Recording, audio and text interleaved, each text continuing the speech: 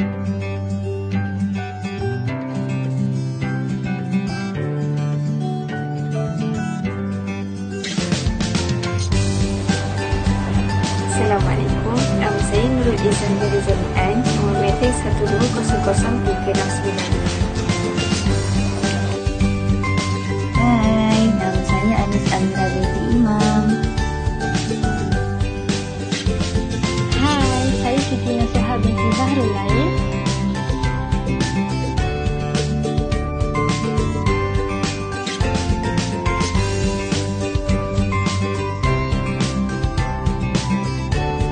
Kami daripada kumpulan 6 akan mendedahkan serba sedikit maklumat berkaitan dengan implikasi keuangan di masa pandemik COVID-19 terhadap institusi masjid. Implikasi yang pertama ialah dana masjid berkurangan. Ini demikian kerana pandemik COVID-19 yang semakin berleluasa dan ianya telah memberi kesan kepada seluruh dunia. Dapat kita lihat selepas pandemik ini, solat Jumaat yang diadakan di masjid telah dihadkan jumlah ahli jemaah yang boleh dihadiri.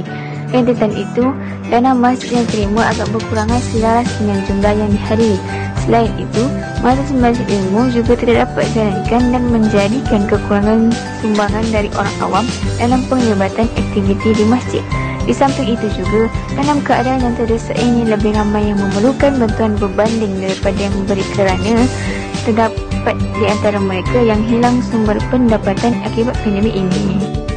Seterusnya, implikasi yang kedua adalah aktiviti fizikal secara bersemuka tidak dapat dilaksanakan di masjid ataupun di surau. Namun, selepas penularan wabak COVID-19, kesemua institusi masjid tidak dibenarkan beroperasi iaitu menjalankan aktiviti fizikal terutamanya secara face-to-face. Dengan ini, dana kewangan masjid semakin berkurangan dan bahagian pengurusan aset dan kewangan menjadi agak terjejas. Dalam surah At-Taubah ayat 18, Allah telah menyeru umat manusia untuk mengimarahkan masjid dan mereka adalah termasuk dalam golongan orang-orang yang diberi petunjuk. Namun, kita harus sedar dengan situasi sekarang iaitu norma baharu bagi mengelakkan penyebaran wabak COVID-19 dan mengelakkan aktiviti secara fizikal di masjid ataupun di surau. Cara yang pertama adalah dengan mengadakan kuliah atau ceramah secara dalam talian. Ikutan COVID-19 yang melanda seluruh dunia, banyak tempat-tempat yang ditutup, antaranya adalah masjid. Hal ini menyebabkan banyak aktiviti fizikal di masjid tidak dapat dilaksanakan. Oleh itu, cara untuk mengatasinya adalah dengan mengadakan kuliah atau ceramah secara dalam talian di semua platform laman sosial masjid masing-masing.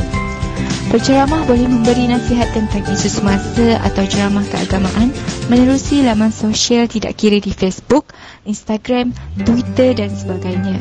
Kuliah juga boleh diadakan secara langsung atau dirakam terlebih dahulu.